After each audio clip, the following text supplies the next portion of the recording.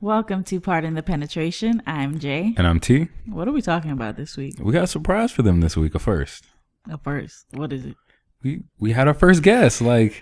Okay, so we definitely want to do more of these, but understand that we do our podcast for the free.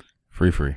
Like, this is a labor of love, so we ain't got like the technical stuff figured out yet. Yet. But we definitely did something new. Mm-hmm. As I mentioned in my DEF CON recap, I met O'Shea Bowens from Intrusion Diversity System Yes. podcast. I.D.S. So he's one half of that podcast along with Doug Bryant. So we did like a podcast type mashup. Yeah, we did a little mashup with them, asked some little questions, trying to see how they got started. We got to know each other, so it's pretty good. Yeah, I think we definitely got to have a part two because we didn't have enough time. No, we didn't. So, yep, two men in security that you all should know. They have great experience. A lot. And definitely check out the I.D.S podcast. So, I hope you enjoy. Here we go. Go ahead and introduce yourself, and then I'll just go back and forth with some questions for you guys. Okay. Doug, you want to kick it off? Yeah, sure. My name is Doug Bryant. Been in IT security for about 13 years. About 6.5 of those years have been in cybersecurity. I started out in the banking industry in cybersecurity and kind of worked my way up to working for a technical mortgage company currently. I'm an incident response analyst where I do, level 3 SOC support. I do a little bit of security engineering, and one of the main things that I do is digital forensics, which is super fun. So I'm kind of touching a lot of aspects of security right now, working on some automation and some orchestration, getting things working with that. And that's pretty much my career in a nutshell so far. Okay, O'Shea, it's your turn. Oh, yeah, I know. My bad. And I want O'Shea to introduce himself because previously I did briefly mention that I met O'Shea during I think it was a Blacks in Cyber meetup, but because my brain was still wired and I was doing so much, I could not convey his correct credentials and his correct information correctly. So I want you to go ahead and let the world know your name is your name and about you. That led to the Marlowe gift. My name is my name. Yes. That's an awesome show. Like, I don't know, more people need to watch it. Yeah, I know, right? Yeah, my name's O'Shea Bowens. I'm one of the co-hosts with Intrusion Diversity System. Background, mostly, it sounds sad. Most of my life has been like security. So like I haven't done anything else professionally. Been in security since like 2007, 2006, or 2000. I think no, 2007 professionally. Mostly focused on incident response, a bit similar to a Doug. Pretty much blue teaming has been all I've done with my career. I didn't have much of an interest to go into like red teaming or pen testing. The defensive side was always like more of a curiosity, I guess, interest to me, of understanding how to like block attacks. I feel like if you can do that, you can kind of like frustrate people, and that seems like the almost like unequal palettes of essentially like pop hit a box or achieving your target like via hacking. And also I kind of figured kind of early, like in my early 20s, that the defensive side had like way more jobs. There were like pen testing jobs out there, but if you were working on like blue teaming or from like an IR perspective or from intrusion analysis or malware analysis or security engineering, like there were just way more jobs out there, which is still the case now. Currently, I'm still the CEO of No Hat Security, a company I started to focus on training and analyzing and viewing skill sets to map them to jobs. And actually, Doug is helping build out some training too, so that's pretty cool. So one of the good things that came out of the podcast, I guess. and and I recently signed on to run security for a startup here in Boston called Toast. So pretty much in the daytime, running cyber ops for Toast. and then doing my stuff, I guess, is the side bag thing on the other side until we see what happens in the future, I guess. Okay, pretty cool. Um, so I know O'Shea, initially you got your, initially you went to school for fashion, correct? I mean, like I've been professionally in security for a while, but when I was kind of younger, I got into I guess the hacking side of things. Like I didn't really know any better. Not that that's like an excuse, but that was kind of just what the interest was, like around like 12, 13, 14, 15. Like not necessarily like the hacking side, like at age 12, but really just like hanging out in chat rooms and stuff like that. But yeah, by the time I went to college, I thought, I'd spent like so much time like on computers for like a good portion of like my adolescent years. I figured it'd be better to, or maybe it was just a change that seemed interesting, and fashion seemed like something that was really cool. So I originally went to school for that, yeah, and then ended up leaving to join a startup. So I literally went to school for fashion, and then went to work for a startup in the summer. They offered me a job, and then dropped out of school for the startup. Okay. What about you, Doug? Was security always like your path, or did the security find you? It found me definitely. So I went to school actually for civil engineering and architecture. It's something I did pretty good in high school, but once I got to college, I ran smack into differential equations, calculus 1 and 2, and just all kinds of other math with a bunch of letters in it. And it was kind of tough for me. So dropped out of college for a little bit, joined the military. And that's kind of where I found my technical footing once I joined the military. Like I said, a large part of my IT years were through the military and a couple of private sector jobs. But I actually found out about cybersecurity when I was in the National Guard in 2009. There was a slot that opened up. And the captain of the team literally asked if anybody wanted to be part of this new team. Cyber was kind of growing in the military. And I basically volunteered for it and fell in love with it ever since. So, wow, it's been like 10 years. But yeah, ever since then, I've been like just hooked on it. I haven't wanted to do anything else. And just the way that security has evolved has kind of, been my passion. The way I've evolved with it is pretty cool. Okay, cool. So now, is there anything else you would like to share before I ask you all these questions? Like a little tidbit, a little fun bag.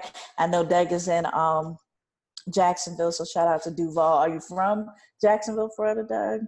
Yeah, kind of, sort of. So I was born here, but I grew up in D.C. and Virginia, military brat, and then came back to Jacksonville in 1998. So I'm familiar with Tampa. I go down there sometimes. Orlando, I go there a few times as well. So not too far from the Tampa area, about 3 hours. Okay. So, I was just like, yeah. I'm not sure if Doug is really from Duval, because people from Duval, they got that Duval pride.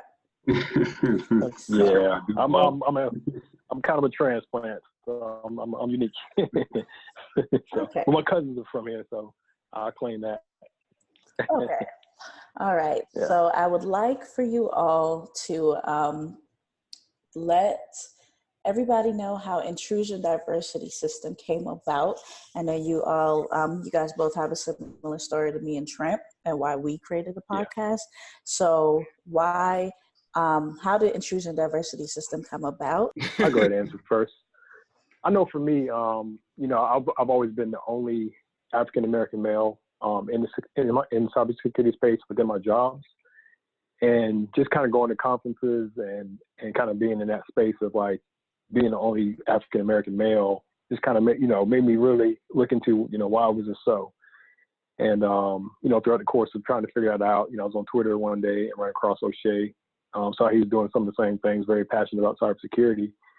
In addition to actually being contacted by Black Enterprise, I was interviewed by them about 3 years ago, just about being Black in cybersecurity. And ever since that awareness was out there, I really had this passion and burning desire to really create some kind of platform for people like yourselves and people within our field, of our same color, and not only just for African American people, but also for women as well, minorities, just to give them that space and that platform to talk about what they do from our perspective, basically. I mean, you see so many top 25 lists that don't have our faces on it. And this is one of the things that, I'm hoping that Intrusion Diversity System does, part of the penetration. Hope all this, actually leads to more exposure for our community. Okay. Yeah. Good job. Yeah, that's exactly it. That's exactly why we started ours as well. So that's So initially, I had the idea, I listen to a lot of security podcasts, really much the same thing. So I was like, I want to change this. I want to do it. I just didn't want to do it alone. Trent and Yeah. I both went to the University of South Florida, and I didn't know he was in security. I don't think he knew I was in security either, because he no, saw me at a conference and he looked at me weird, like, why was I there? I But didn't. that's a story for a different day. But I knew he was in security because we ran into each other at B-Sides. So our producer, Justin, when I'm not on the show, Justin normally fills in for me. He's in IT, just not IT security. Okay. He might pop up into this call because he's a significant part of our show. But so Justin and I are close friends. Justin owns his own production company, and he works for other corporations doing production, video wise. So I told him, like, hey, I have this idea, I want to do it, but I think I want to ask Trent, but I don't know if he would be down to do it. So literally, just like how, you call Doug, like, call Trent. Trent said, yep, he's cool. And that's how we got part of the penetration started. That's So, awesome. yeah.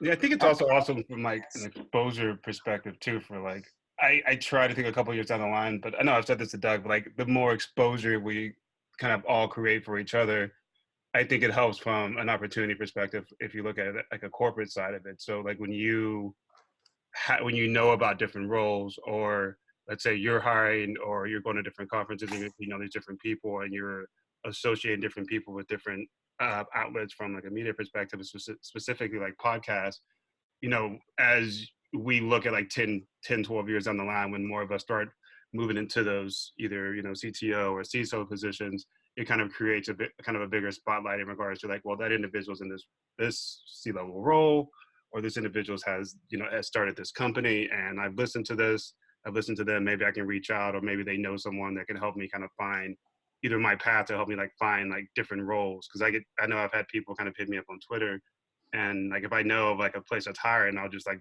point them directly at the manager. Like, and I think that's like an awesome way to like build out kind of like the like, minority ecosystem. Like when you have people that you can just say like, hey, I know I can call that person. Maybe they know something that's going on.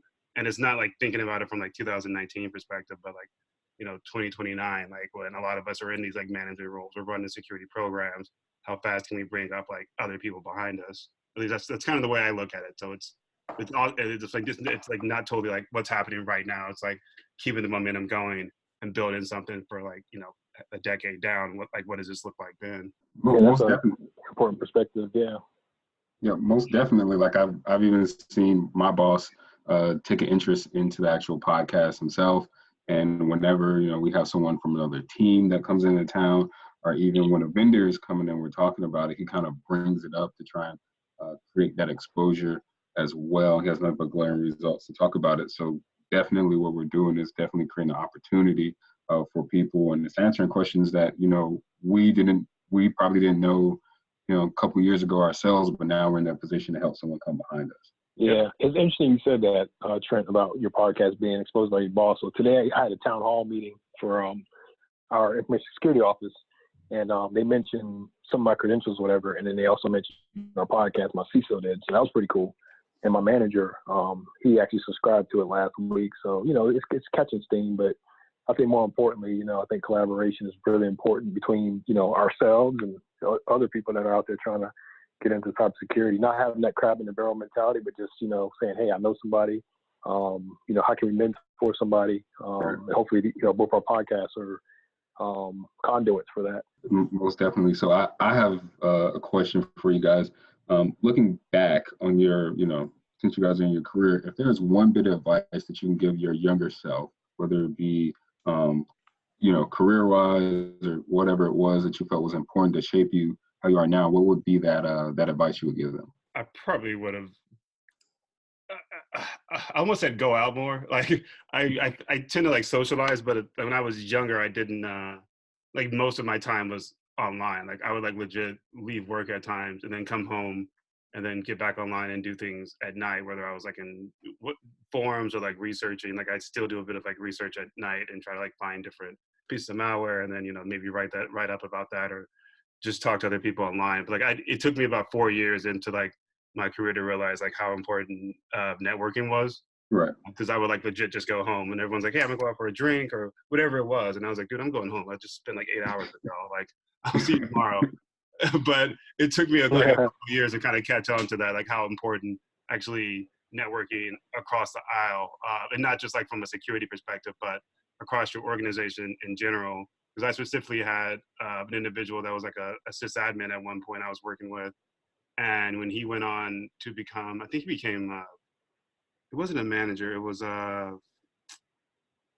like a deputy director at this other company, but Right. totally like hooked me up and like called me just because like we hung out like a few times, and not just because we hung out, like we got along, we still like talk, but Right. because he knew me from work, and then, you know, we ended up playing on the same soccer team together. Like I'm a big soccer guy, and it was like 2 years later when he was at this role and he was like looking for consultants. He like hit me up, was like, "Hey, we need some security people here. Like, would you be interested?" And I don't think that would have happened. Like it wasn't as if I sat next to the dude. He was in a totally different part of the building, but I would make it a point to go sit down with our sysadmins, our network engineers, and kind of just like hang out with them. And then, you know, they invited me out. I started to go instead of saying, "Oh no, I'll see you later." And I think Right. I think that's like a big thing, is like networking across your organization, not just within like cyber. Oh, most definitely.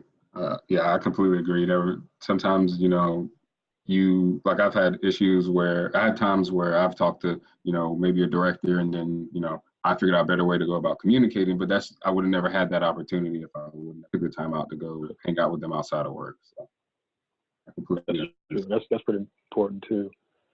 I think for me, basically, is stepping up to accepting responsibility. Early on in my career, especially in security, I wouldn't say timid, but like I was kind of like cool with the box I was in. right. But once I started to get outside that box, that's when I started exploring more possibilities. So I would definitely tell my younger self, even in my, you know, my IT days, really, just step up early enough to accept responsibility, because now it's second nature to me. And I didn't realize, you know, it really does make you look good, make you stand out. And another thing too is just not doubting yourself, and not in terms of like, you know, thinking I couldn't do things, but understanding that, you know, the work I am doing is actually pretty decent, and just kind of, you know, reminding myself that you're a lot better than you think you are. Because at times I can be a perfectionist, and I'm trying to get out of that. And, you know, a lot of times my best effort is better than a lot of people's best effort. And I have to kind of roll with that and understand that, you know, you're working pretty hard, things are happening for you. Just kind of like accept that, you know, that's how your work ethic is, and you just keep going from there. It's interesting that you say that, Doug, but I feel like a lot of times, because, you know, there's that stigma that, you know, people of color have to work 10 times as hard as others. Yes. That I feel like, especially in my career, that's where I bumped heads a lot with people, because this is my work ethic versus their work ethic. They will just like, you know, coast on by. And I know I can't just coast on by. Absolutely. So I'm glad that you actually did, you know, say that. Yeah, that's so true that we have to do that. But in the end, it makes us better. And, you know, our worst days, like I said, are better than some people's best days, you know, because we work so hard. And I'm super grateful for that. But, you know, that's just how it is. Very true. So along the lines of you bringing that up, what would you say is one of your biggest challenges in your career? What was one of your biggest challenges in your career? I could say was and is actually. I guess was again, just trying to get over the fact that I was the only one, and playing so much into that sometimes, and kind of, you know, not speaking up when I had an idea or a thought that could have helped out the team. And then once I realized how to do that, you know, I saw that things actually changed for the better, or I was able to contribute to a project or a process or procedure. So, and is obstacle currently, I'm being groomed for management. And, you know, I kind of want to keep my technical skill set, which I think I probably will in the management role. So just people actually acknowledging the fact that, hey, this guy can actually, you know, lead with his technical prowess and his leadership ability. Just trying to like kind of accept that role that somebody's trying to groom me into leadership and management. So that's kind of something that's an obstacle for me in my mind, just to kind of accept that and realize that in that role, I can make a bigger difference than what I'm doing now. Do you feel like you can do both? Do you feel like if you get into management, that you have to like sacrifice your technical skills? In the way I'm going, probably not. I think if I get to like a more senior level manager, or like, a C level, like a CISO or, CTO, whatever, then definitely. But I think the next step for me will probably just be more like a team lead / I guess advisor. But I think I still have the technical abilities and the opportunities. Okay, cool.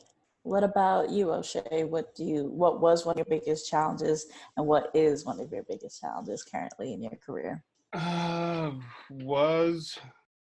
I'd probably say like biting my tongue was like I used to be kind of a smart ass.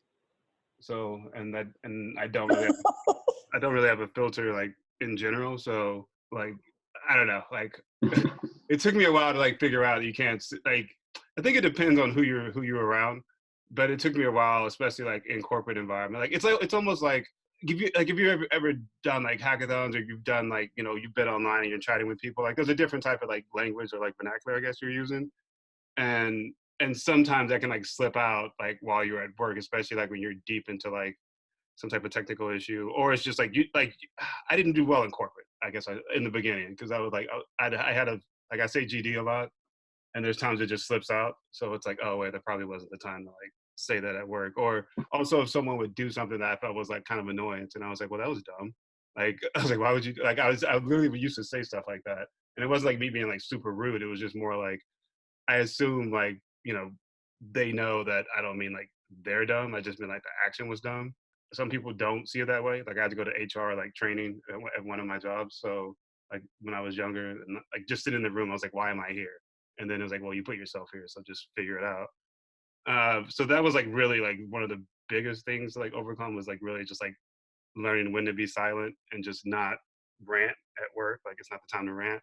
I'd say now it's really kind of figured out like what's the next step. I'm not one of those people that say like I have everything like figured out. Like I started the company in regards to building out like more of a training type of solution, but also looking at what type of roles are like the best fit. Like Doug had mentioned like the upper management stuff, and I've been doing like management stuff for a few years, and I've like legit turned down like like CISO roles because I was like that was like one of my deathly fears, like I wouldn't be as technical anymore. And like one of the things I've always like hated was like kind of working with managers that you can't really truly learn from. Like that old I used to be technical, but I'm not anymore. I'm like, well, why am I here listening to you then? Like, I don't understand how like I got to this cycle. But so like that's like one of my like deep fears, is like kind of losing that aspect of it, because I think in my life I've always kind of been like a technologist. So if I can just stay in that space where I'm kind of solving these like crazy awesome complex problems, that's like kind of like the ideal life of a professional life for me. So it's really kind of like navigating that water, because I think you can be easily kind of sucked into kind of the management side of things. Yeah, it's a bit more money, and like your responsibility kind of drifts towards like these bigger objectives and bigger focuses from quarter to quarter for release to release. But it's really kind of finding, what it's going to be like the best fit for O'Shea, like, 10 years from now. I mean, maybe I'm a weirdo. I keep thinking like years from now, I could be dead tomorrow, but I'm like thinking like what's going to happen like years and years later. So it's really kind of ensure that I'm placing myself in like the right position to stay happy, really. Okay. Um, so I work in a GRC role, and I often get people really don't like GRC roles because they think we have the boring jobs. And we tend not to be technical, because I really didn't have to learn technical skills, because I dictate to, the sysadmins and other people what to do. I love my job. It works best for my brain. I pay attention to detail, and I work with a lot of the legal part and privacy parts also. How do you all feel about GRC roles? Because both of you mentioned, being afraid to lose that technical skills. Am I just like chopped liver out here? I do hope to be, security agnostic, right? So I do want to be able to learn technical skills, because I want to be a leader, not a manager. I want to know if you're doing something wrong, I can guide you, I can show you, instead of just be like, figure it out. but how do you all feel about GRC roles? From my side, it's always been like I used to do work for the government, like at one point, like 2 different agencies. It's always been something that I've just kind of incorporated in regards to like policy setting. So like I guess right like now like it's like I'm in a position now, I guess mentally, like it feels weird to walk into places like that don't totally have that structure, but it's also like this weird Right. slash awesome feeling because it's like, well, I kind of know what this should look like from this specific policy, right? Like, do we have a risk register? How are we quantifying or classifying our data? Where are our access controls? What are like our crown jewels, and how are we mapping that out? Like those are things that are like instinctively like kicked into me now because pretty much I've always been around GRC people. So it's like one of those, and I noticed like a lot of individuals in InfoSec don't, or cyber, yeah, they do kind of feel like some type of way towards that. But I'm like, well, you must not plan on going very far then, because you're gonna have to incorporate this at any type of like leadership or management position anyway. Like this is how like organizations don't run like this Wild West philosophy. Maybe in the beginning it's a startup, but there has to be specific policies and procedures in place from like an operational perspective. So in my head, I guess to answer it, it's always going to been a part of like my professional life. Like, you know, outside of like profession, like no, not really. But most of the stuff I've done from a professional perspective, especially being starting like kind of working for government, like that's always been there. Yeah, I know for me, when I was in the military, they said there was a few people you didn't piss off: IT, payroll, and the cook. And I think the same thing in security. You don't piss off the GRC people. I literally talk to GRC people every day with me being an incident response analyst. Like I'm talking to legal compliance all the time. And we have a GRC tool that we use to document our processes for incident response. So somebody has to do it. I'm appreciative for those who do it.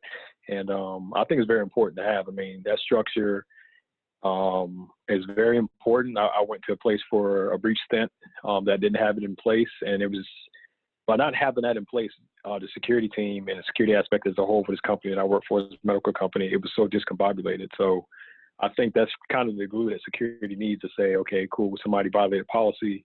You know, what does this policy say? You know, where, you know, what, you know, information can I get from this policy or this contract or, NDA or whatever, so I think it's very important that you, with the role that you're doing. And, even for you, it's a foot in the door, Jade, and, just trying to get in there in security wise. I mean, it's one step. At least you learn that piece of it, and then you can actually apply that to whatever security role you go to and actually have that knowledge with you. So I think it's important. Thank you. Finally.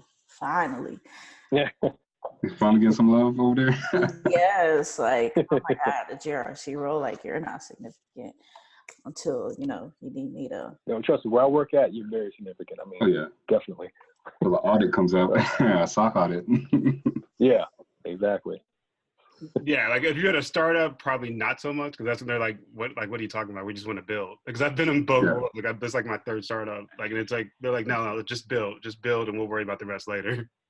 That literally happened to me. I was it was a startup company. Well, it's been around for a little bit, but we were branching out, and one of our big clients came on. They're like, hey, you guys need to have a SOC 2 audit done so we can verify. And they're like, there was an IT guy there, but then there was nobody security. So that's kind of how I got into my security role. I kind of realized I was going to school for it, and they placed me in that role. So I had to, find policies and procedures. So you can just imagine how crazy that was.